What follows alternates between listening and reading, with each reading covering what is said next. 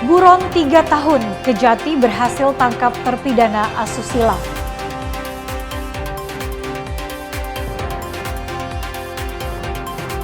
Menko Pangan, stok dan harga pupuk dan gabah petani aman.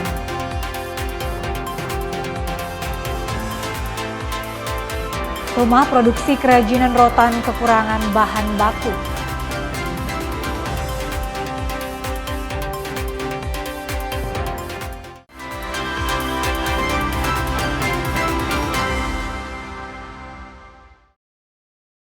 Selamat pagi saudara, kita berjumpa kembali dalam program Kompas Pagi.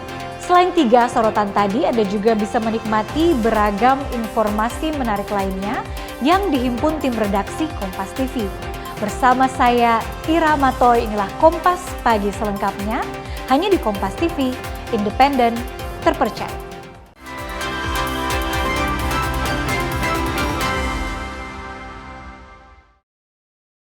Kita awali informasi pagi hari ini, saudara. Sempat buron selama 3 tahun lamanya ICP alias Indra, terpidana kasus asusila terhadap anak di bawah umur, berhasil ditangkap oleh petugas Kejaksaan Tinggi Sulawesi Utara pada Minggu 5 Juli 2026. Tim dari Kejaksaan Tinggi Provinsi Sulawesi Utara pada Minggu 5 Juli 2026 berhasil membekuk terpidana kasus asusila terhadap anak di bawah umur yang sempat buron.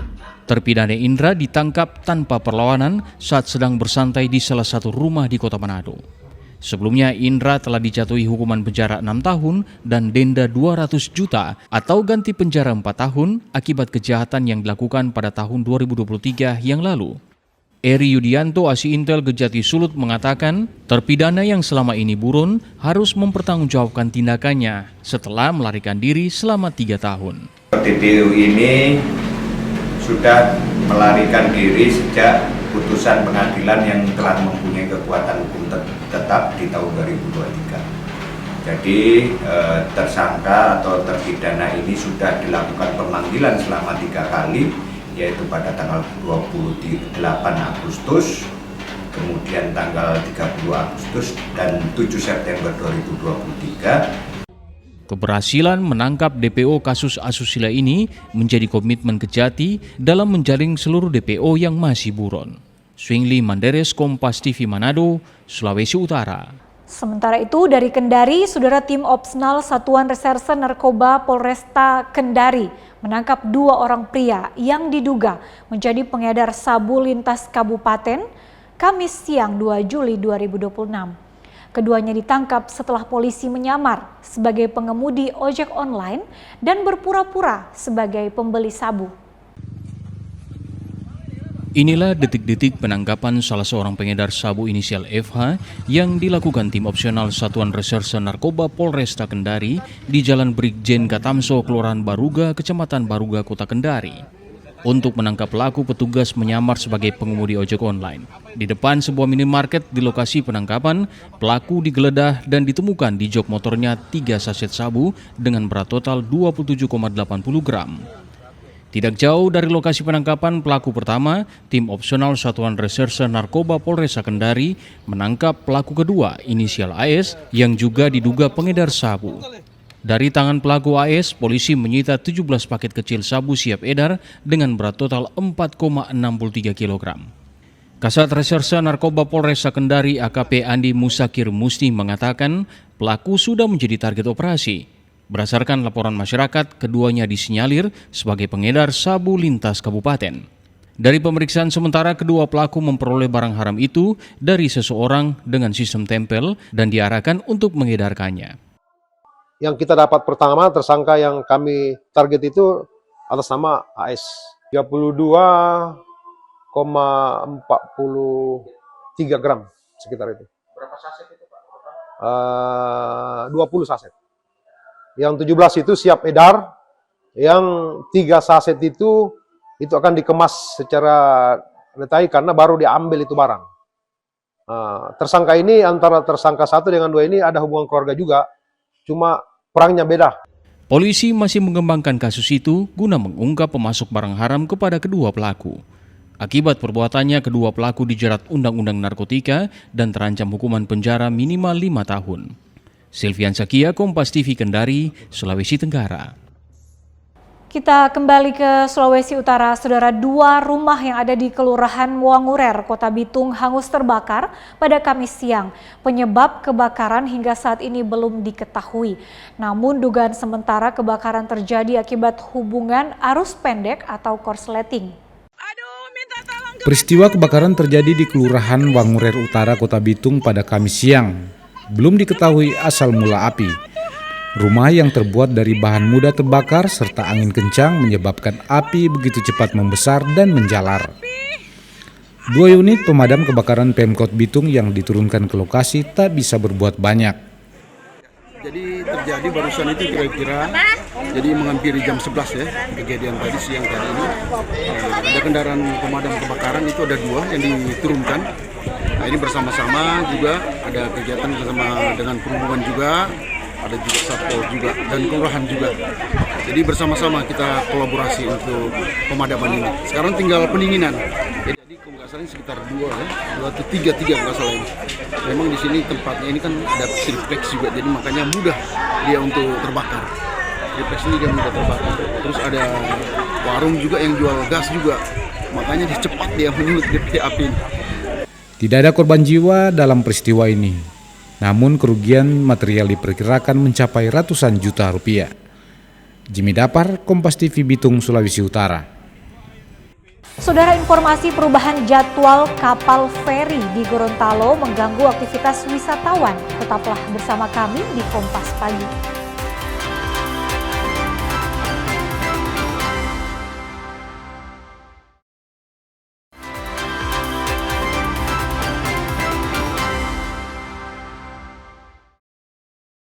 Terima kasih Anda masih bersama kami di Kompas Pagi. Saudara, perubahan jadwal keberangkatan KMP Feri Tuna Tomini di Pelabuhan Penyeberangan Gorontalo mulai berdampak pada sektor pariwisata. Kapal subsidi pemerintah yang sebelumnya beroperasi 2 kali dalam sepekan, kini hanya melayani 1 kali keberangkatan. Perubahan jadwal keberangkatan KMP jenis Feri Tuna Tomini mulai dikeluhkan pelaku pariwisata di Gorontalo. Kapal subsidi pemerintah yang biasanya berlayar 2 kali dalam sepekan, kini hanya berangkat setiap hari Jumat. Himpunan Pramu Wisata Indonesia atau HPI Gorontalo menyebut, kebijakan ini berdampak langsung pada kunjungan wisatawan, terutama wisatawan asing yang menggunakan jalur penyeberangan tersebut. Sejumlah wisatawan disebut terpaksa mengubah rencana perjalanan, bahkan membatalkan kunjungan ke Gorontalo karena tidak sesuai dengan jadwal yang telah disusun. Kalau di saya ya yang membatalkan itu sudah ada 15 wisatawan asing, dan ada di teman saya sama KLM itu ada sekitar 6 orang yang sudah membatalkan perjalanan dari Gorontalo maupun yang dari Togian ke Gorontalo, itu mereka benar-benar sudah batal. Ada yang mereka mereschedule pesawatnya yang dari Jakarta langsung ke Lubuk, ada yang dari Togian yang harusnya datang ke Gorontalo, itu mereka mereschedule lagi kembali lagi ke Ampana, Lubuk, kemudian balik lagi ke Jakarta. So, harapan kami kalau bisa ada perhatian dari pemerintah, bukan hanya dari kita. Sekarang ini posisinya kita mengadu ke kepala Wasatpel kepada ini untuk pelayanan yang dikurangi ini. Jadi harapan kami kalau bisa bukan hanya dari Wasatpel, mungkin dari gubernur atau mungkin dari pusat, dari dinas pariwisata ikut serta untuk memperhatikan jadwal kapal ini yang berdampak besar untuk pariwisata Gorontalo. Sementara itu, pengawas Pelabuhan Penyeberangan Gorontalo menjelaskan perubahan jadwal terjadi karena keterbatasan anggaran operasional kapal subsidi. Kemarin sebelum kami terbitkan jadwal itu, ada beberapa masyarakat yang datang, termasuk juga dari homestay-homestay yang datang ke saya, bertanya terkait dengan jadwal kenapa Tuna Tomini yang biasanya pada seminggu 2 kali, sekarang saat ini tinggal sekali seminggu. Nah, ini juga telah dijelaskan oleh pihak PPK saya, di mana muaranya terkait dengan anggaran. Jadi anggaran yang tersedia itu berkontrak mereka sampai 6 bulan, nanti selanjutnya akan mereka ajukan lagi. Ini karena juga pengaruh terkait dengan rencana-rencana ada di mana ada wacana untuk pengalihan pelabuhan penyeberangan ke pihak Dirjen Perhubungan Laut. Diharapkan frekuensi pelayaran KMP Moinit dapat kembali normal agar mobilitas wisatawan dan aktivitas pariwisata di Gorontalo tidak terganggu. Fikar Buntuan, Kompas TV, Gorontalo. Saudara, sejak 2 pekan terakhir antrean panjang kendaraan terjadi di sejumlah SPBU di Kota Mobagu, Sulawesi Utara. Naiknya harga BBM non-subsidi jenis Pertamax menjadi pemicu pengendara beralih menggunakan BBM subsidi jenis Pertalite, sehingga menyebabkan antrian. Sejak pagi hingga siang hari, puluhan kendaraan roda 2, roda 3 hingga roda 4 tampak menggular di sejumlah SPBU di kota-kota Mobagu, Sulawesi Utara. Para pengendara terpaksa harus menghabiskan waktu berjam-jam demi mendapatkan BBM jenis Pertalite. Kondisi ini tentunya sangat mengganggu aktivitas masyarakat, terutama para pengemudi angkutan yang bergantung pada kendaraan untuk mencari nafkah. Salah seorang pengendara roda 3, Gibran, bilang dirinya harus mengantri sekitar 1 jam agar bisa memperoleh jatah Pertalite. Sejak tadi jam 10 lah, palingan sekitar kurang lebih 1 jam lah. Sejak semua 2 minggu, ya harapan kepada Pertamina supaya masyarakat di sini terlayani lah, setidaknya tidak terlalu mengantri. Antrean panjang kendaraan diduga dipicu oleh kenaikan harga BBM non-subsidi jenis Pertamax, membuat sebagian masyarakat terpaksa beralih menggunakan BBM subsidi. Ditambah lagi jika ada SPBU kehabisan stok BBM, mereka pindah ke SPBU lain yang stok BBM-nya masih ada.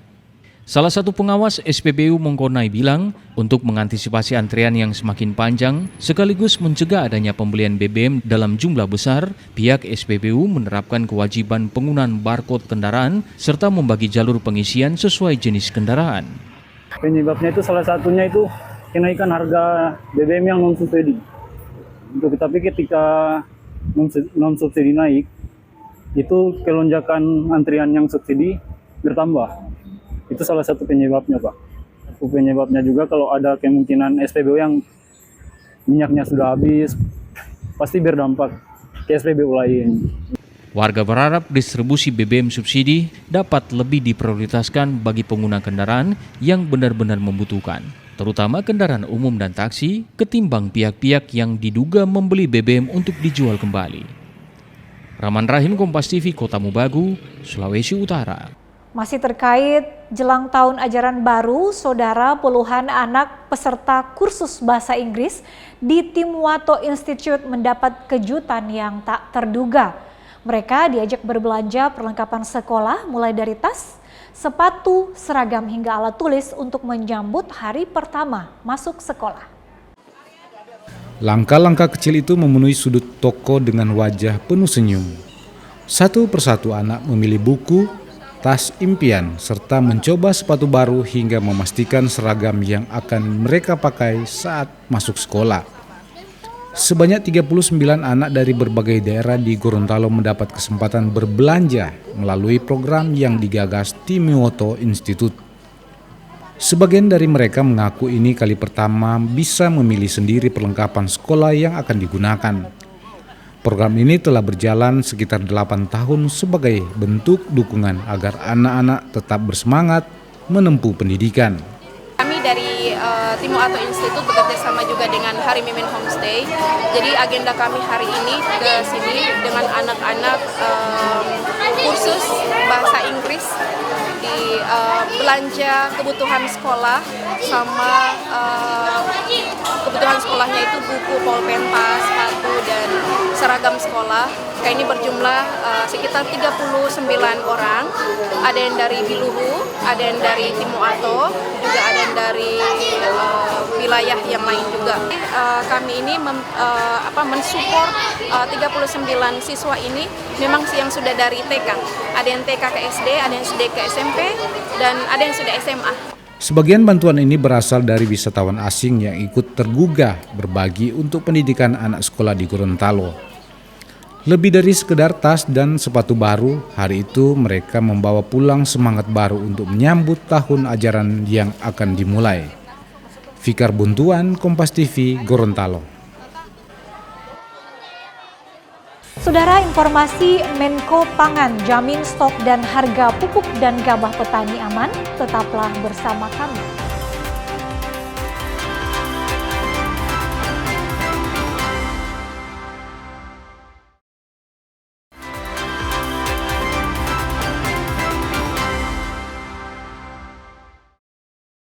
Anda kembali bersama kami di Kompas Pagi. Saudara, Menteri Koordinator Bidang Pangan Zulkifli Hasan memastikan ketersediaan pupuk dan harga jual gabah petani tetap aman. Hal itu disampaikannya saat menghadiri acara Rembuk Tani di Kabupaten Sigi Sabtu pagi 4 Juli 2026. Hal ini ditegaskan Menko Bidang Pangan Zulkifli Hasan saat menghadiri Rembuk Tani di Kabupaten Sigi, Sulawesi Tengah akhir pekan lalu. Menurutnya, keberhasilan menjaga stok pupuk dan stabilitas harga gabah tak lepas dari peran pemerintah daerah yang terus bersinergi dengan pemerintah pusat dalam mendukung sektor pertanian. Menko Pangan juga meminta kepada Pupuk Indonesia agar memastikan stok pupuk selalu tersedia sebelum musim tanam mulai, sehingga petani tidak mengalami kesulitan mendapatkan pupuk. Bertemu dengan para petani kita, ya, atas perintah Bapak Presiden untuk memastikan pemerintah daerah, gubernur, bupati, ya, kerjasamanya bagus sekali. Pak Gubernur terima kasih, Pak Bupati terima kasih, dan dukungan DPR, ada Pak Sudi di sini, dan tentu Pupuk Indonesia yang di bawah kepemimpinan Pak Dwi dan Pak Rahmat ini luar biasa, bisa menurunkan harga pupuk, diskon 20%, bisa bangun pabrik baru, dan sekarang pupuk harus ada sebelum musim tanam. Alhamdulillah tadi saudara kita sudah pastikan pupuk ada sebelum tanam, ya, jumlahnya cukup dan harganya dapat diskon 20%. Saudara tadi dengar sendiri, lihat sendiri, bukan kata Pak Dwi, bukan kata Bupati, bukan kata saya, bukan kata Gubernur, tapi itu ada petani yang bisa saudara-saudara tanya dan dengar langsung. Jadi pupuk aman dan lancar di tengah situasi perang di mana-mana, ya. Negara lain kurang pupuk, Australia dan lain kurang pupuk. Kita pupuknya alhamdulillah lebih dari cukup. Selain itu ditegaskan harga pembelian gabah petani tidak boleh berada di bawah Rp6.500 per kilogram. Kebijakan ini diharapkan mampu menjaga kesejahteraan petani sekaligus memberikan kepastian harga saat masa panen. Disampaikannya hasil panen petani pada tahun ini mengalami peningkatan dibandingkan tahun sebelumnya. Kondisi tersebut menjadi salah satu indikator membaiknya sektor pertanian nasional dan diharapkan mampu meningkatkan kesejahteraan petani di berbagai daerah. Rolis Muklis, Kompas TV Sigi, Sulawesi Tengah. Tepuk tangan sekali lagi Bapak Ibu. Kita beralih ke informasi lainnya. Saudara, Kepala Kejaksaan Tinggi Sulawesi Utara Yaakob Hendrik Patipeilohi melaksanakan kunjungan kerja ke Kabupaten Kepulauan Talaut. Kunjungan tersebut dilakukan sebagai bagian dari upaya memperkuat pelaksanaan tugas kejaksaan sekaligus memastikan kehadiran negara melalui pelayanan hukum dan pengabdian kepada masyarakat di wilayah perbatasan. Tiba di Kabupaten Kepulauan Talaut, Kajati Sulut beserta rombongan disambut oleh unsur Forum Koordinasi Pimpinan Daerah Kabupaten Kepulauan Talaut. Rangkaian kunjungan kerjanya, Kajati mengunjungi Kejari Talaut. Kunjungan ini bertujuan memastikan seluruh jajaran Kejaksaan Negeri Kepulauan Talaut menjalankan tugas secara profesional, berintegritas, dan memberikan pelayanan hukum yang optimal kepada masyarakat. Dalam kunjungan selama 3 hari, Kejati Sulut melakukan berbagai kegiatan, yakni pembagian sembako, penanaman dan panen padi, serta penandatanganan MOU bersama Pemkab Talaut. Terkait MOU, Yaakob Hendrik Patipeilohi bilang, semua produk hukum dan peraturan dibuat oleh pemerintah nantinya harus berdampak terhadap kemajuan dan kemakmuran masyarakat, khususnya masyarakat yang ada di Kabupaten Kepulauan Talaut. Kerjasama ini salah satunya adalah memberikan penawaran bantuan untuk bagaimana orang bilang memitigasi risiko-risiko itu. Karena sudah banyak kemudian yang maksudnya baik tapi berdampaknya pada pidana. Nah, ruang lingkupnya sendiri daripada kerjasama itu kan kita bisa memberikan bantuan hukum, Ya kan ada pertimbangan hukum yang dikatakan tadi. Pertimbangan hukum itu ada legal opinion, ada legal assistance. Ya, yang terjadi yang bisa kita berikan dari bidang perdata kepada beliau-beliau. Ya. Nah, bantuan hukum itu salah satunya adalah bagaimana kita memperkuat. Melalui kunjungan ini, Kejaksaan Tinggi Sulawesi Utara menunjukkan komitmennya untuk memastikan hukum tetap ditegakkan, pelayanan publik terus ditingkatkan, dan masyarakat di wilayah perbatasan merasakan kehadiran negara secara utuh. Tim Liputan, Kompas TV Talaut, Sulawesi Utara. Saudara, batik cap Faliri, karya khas dari Desa BK Kabupaten Sigi yang masih terus lestari hingga kini. Demi menjaga kualitas dan keasliannya, pembatik mulai beralih menggunakan bahan pewarna alami langsung dari hutan desa. Anda penasaran? Simak liputan selengkapnya. Berdiri sejak tahun 2019, batik Faliri tetap konsisten menjaga warisan budaya di bumi Sigi. Berpusat di Desa BK Kabupaten Sigi, proses produksi kain ini sepenuhnya melibatkan dan memberdayakan warga desa setempat. Menjadi ciri khas Kabupaten Sigi, batik cap ini hadir dengan beragam motif kedaerahan yang memikat. Salah satu yang paling populer adalah motif tai ganja. Karena keunikannya, batik Faliri kini sudah berhasil dipasarkan hingga keluar wilayah Kabupaten Sigi. Demi menjaga kualitas serta mendukung gerakan ramah lingkungan, inovasi terbaru pun dilakukan. Proses pewarnaan kain kini mulai beralih menggunakan bahan-bahan alami yang diambil langsung dari kekayaan hutan Desa BK. Kalau untuk proses pewarnaan itu kita mengambil daun yang dari hutan Renjuri yang ada di Desa BK.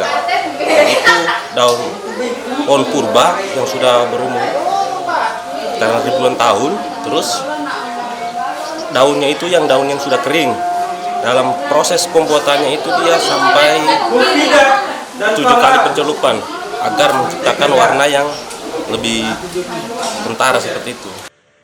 Agar generasi penerus tidak lupa akan budayanya, keterampilan membatik ini juga diajarkan kepada warga sekitar sekaligus para wisatawan. Kini, batik Faliri telah menjadi sumber ekonomi utama bagi warga. Selembar kain batik cantik ini dibanderol mulai dari Rp200.000 hingga Rp500.000 tergantung kualitas bahan dan kerumitan motifnya. Aldrim Talara, Kompas TV, Sigi, Sulawesi Tengah. Saudara, di tangan para pengrajin rotan di Kota Manado, rotan diolah menjadi berbagai macam produk yang memiliki nilai jual dan nilai estetika. Sayangnya, usaha kerajinan berbahan dasar rotan ini justru diperhadapkan dengan persoalan minimnya bahan baku. Di bangunan yang sederhana di Kecamatan Tuminting, Kota Manado, jari jemari perajin dengan telaten mengolah rotan menjadi produk bernilai jual tinggi, seperti bingkai bunga, keranjang, hingga perabotan rumah tangga lainnya. Sayangnya, eksistensi usaha kerajinan rotan justru mengalami tantangan berupa kekurangan bahan baku. Kekurangan bahan baku sudah dialami perajin dalam kurun waktu 5 tahun terakhir. Giman Ibrahim, salah seorang pemilik usaha kerajinan rotan, mengatakan, akibat kondisi ini, produksi menjadi terganggu karena terpaksa mencari bahan baku ke daerah yang lebih jauh seperti Palu. Ini hasilnya seperti ini, ada kursi rotan, ada keranjang-keranjang, baru ada dari krans. Kita lagi kerjakan sekarang ini karena penjualnya ada sedikit lambat, makanya orang kurangi di tenaga kerja. Kita cuma pakai bas 1 untuk rangka, baru untuk anyam juga 1. Karena bahan bakunya kan sekarang juga di perusahaan lagi kurang tuh. Maka sesuai dari permintaan, kalau memang ada pesanan baru kita percepat pekerjaannya. Selain tantangan minimnya stok bahan baku, Giman menyebut pergeseran gaya belanja warga juga menjadi tantangan baru. Demi menyiasati ini, ia mulai berusaha melebarkan pasar dengan memanfaatkan media sosial. Kendati terganjal segala tantangan, Giman optimis dengan menjaga kualitas produksi, barang-barang buatannya tetap akan mendapatkan tempat di hati masyarakat. Swingli Manderes, Kompas TV Manado, Sulawesi Utara. Kita beralih ke informasi menarik lain, Saudara. Berbagai kegiatan dilakukan warga untuk melewati libur akhir pekan. Salah satunya mengunjungi Museum Sulawesi Utara. Di tempat ini sejumlah warga mengaku berwisata sambil belajar sejarah. Banyak warga memanfaatkan waktu libur akhir pekan bersama keluarga dengan mengunjungi berbagai objek-objek wisata seperti wisata pantai, alam, hingga taman bermain anak. Sejumlah warga di Kota Manado memilih berkunjung ke Museum Provinsi Sulawesi Utara.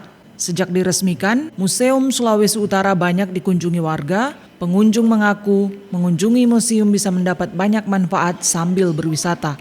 Di museum ini, para pengunjung bisa melihat langsung bagaimana sejarah berdirinya Sulawesi Utara, serta bisa mempelajari agama, budaya, serta barang-barang bersejarah lainnya.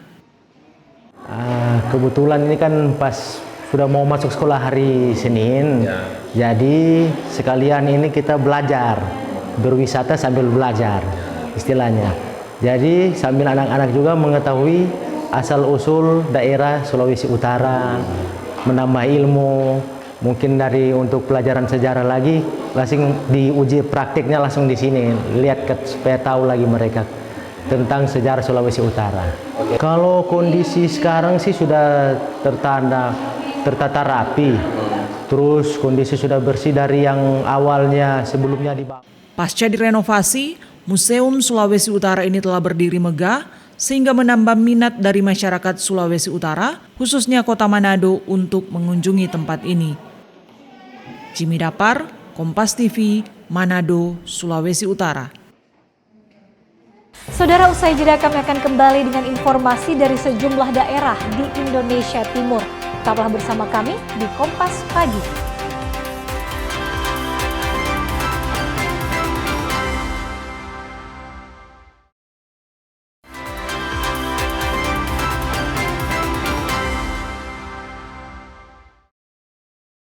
Saya Irama Toy masih menemani Anda di Kompas Pagi. Saudara, komunitas anti-bullying bersama tim pencegahan Satgas Wil Sulsel Densus 88 menggelar kampanye bertajuk Stop Bullying di kawasan Car Free Day Boulevard Makassar Minggu pagi.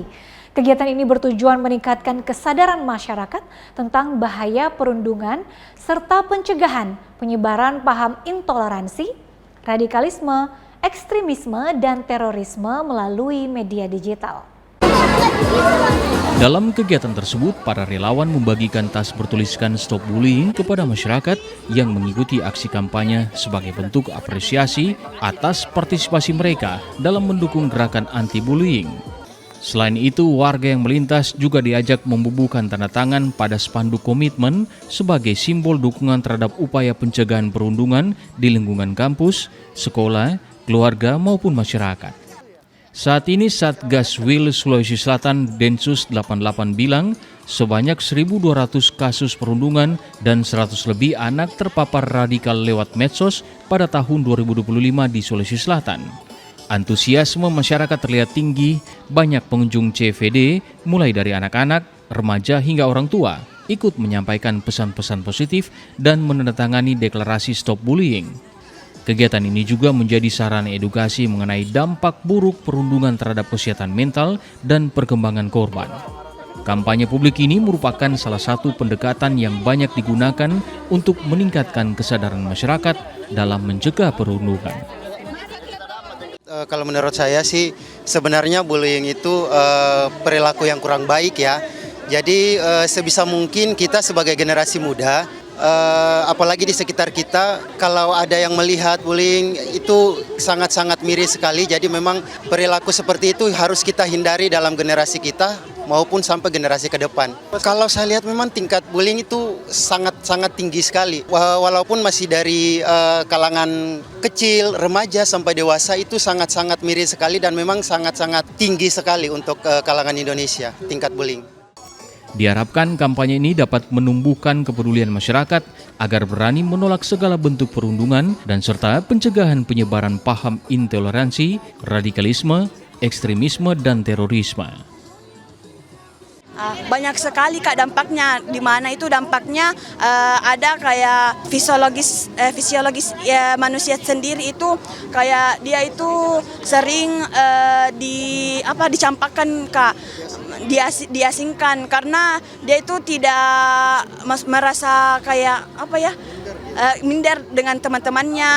Harapan saya itu Kak, semoga bullying ini sudah tidak ada Kak, supaya kan kita ini di Indonesia, hidup di Indonesia ini bersaudara, karena kita itu generasi muda itu kita harus membangun agar Indonesia ini maju Kak.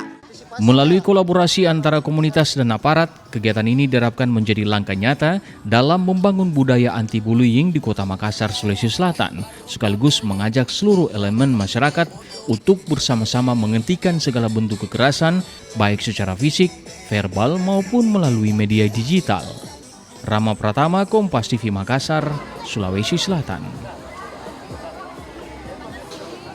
Saudara, masa libur sekolah dimanfaatkan oleh petugas Satuan Pelayanan Pemenuhan Gizi di Kota Makassar dengan mengikuti pelatihan peningkatan mutu pelayanan. Kegiatan ini digelar untuk mengisi waktu saat aktivitas dapur berkurang, sekaligus meningkatkan kapasitas sumber daya manusia dalam memberikan pelayanan yang lebih optimal. Pelatihan tersebut tidak hanya berisi penyampaian materi di dalam kelas, tetapi juga dilengkapi dengan sesi praktek yang bertujuan memperkuat keterampilan para petugas dalam menjalankan tugas sehari-hari. Berbagai materi diberikan, mulai dari peningkatan standar pelayanan, kebersihan dan sanitasi, keamanan pangan, hingga tata kelola operasional dapur yang efektif. Melalui pelatihan praktek, para petugas SPPG dari Yayasan Nusantara Bergerak Bersama ini diajak menerapkan langsung materi yang telah diterima agar lebih siap menghadapi pelaksanaan layanan saat kegiatan dapur kembali beroperasi setelah libur sekolah berakhir. Di tengah-tengah libur lagi pelatihan untuk menjaga keamanan pangan, karena jadi kita lakukan upgrade skill yang lebih dalam lagi. Harapan kita materi pertama itu kita kasih bagaimana cara menjaga kebersihan pangan, dan juga ini ibu-ibu juga ini kita jadikan sebagai tim penilai, jangan sampai bahan pangan yang tiba itu rusak, tidak sesuai dengan standar. Jadi hampir seluruh relawan itu kita bukakan data, begini loh kayak bahan baku yang standar, begini loh bahan baku yang aman. Program ini diharapkan mampu meningkatkan kualitas pelayanan SPPG sehingga setiap petugas memiliki kompetensi yang lebih baik, bekerja sesuai standar operasional, serta mampu memberikan layanan pemenuhan gizi yang aman, berkualitas, dan profesional kepada para penerima manfaat. Usai melakukan pelatihan, para petugas SPPG ini akan diberikan sertifikat pelatihan.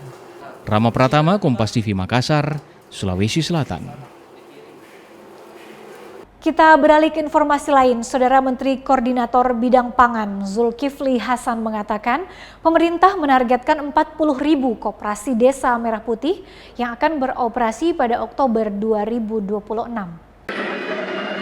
Hal ini diungkapkan Menteri Koordinator Bidang Pangan Zulkifli Hasan usai menghadiri pelantikan dan rapat kerja DPC Abdesi seprovinsi Sulawesi Selatan periode 2026-2030 di Balai Prajurit Jenderal M. Yusuf Makassar, Sulawesi Selatan, Sabtu sore 4 Juli 2026. Zulkifli Hasan menjelaskan Koperasi Desa Merah Putih tidak dirancang sebagai supermarket, melainkan sebagai infrastruktur pemerintah di tingkat desa.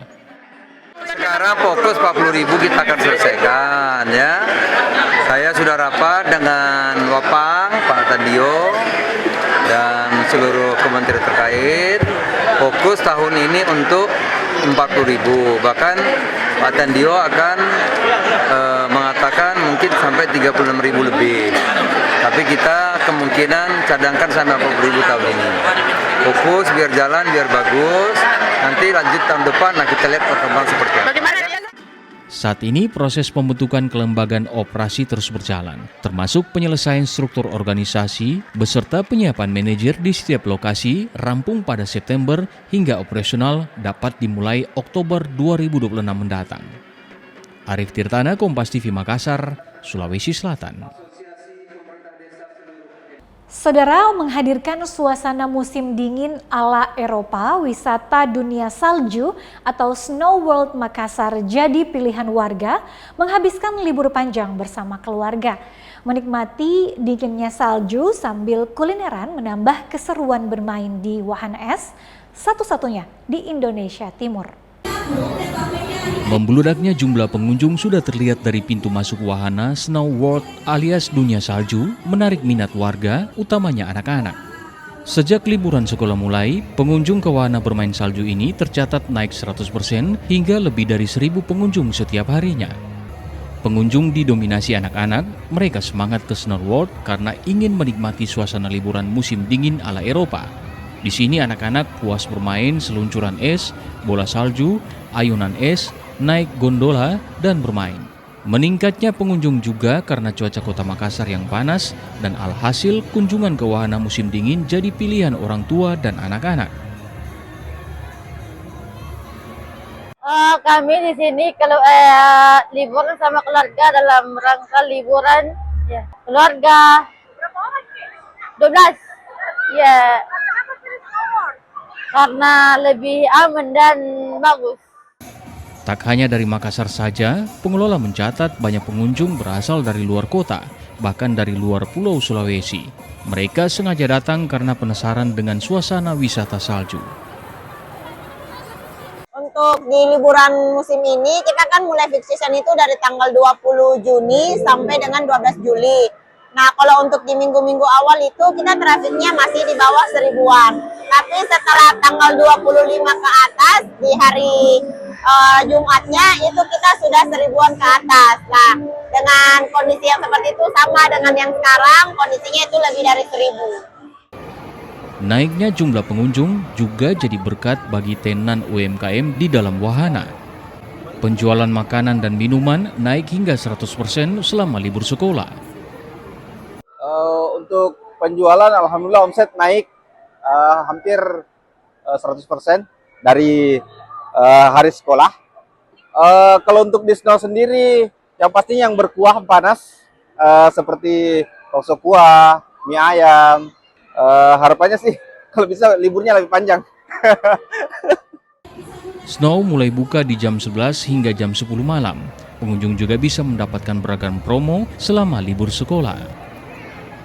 Nila Rustam, Kompas TV Makassar, Sulawesi Selatan. Dan saudara, informasi tadi menutup perjumpaan kita dalam program Kompas Pagi.